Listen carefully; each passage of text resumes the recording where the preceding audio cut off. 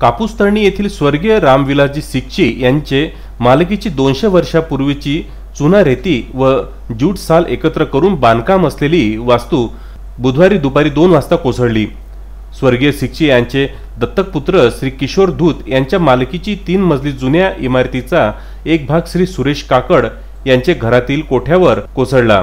कोठ्यातील म्हैस व गाय ढिगाऱ्याखाली दबून मृत्युमुखी पडली। ढिगारा उपसण्याचे काम सुरू आहे। सुदैवाने यात कोणतीही जीवितहानी झाली नाही हे विशेष। काकड व भगत यांच्या घरावर काही भाग कोसळल्याने त्यांच्या घराचे नुकसान झाले। रहिमापूर पोलीस ठाणेदार शेख जमील पोलीस कर्मचाऱ्यांसह घटनास्थळी दाखल झाले। बचाव कार्य सुरू असून मलबा हटवण्याचे काम सुरू आहे।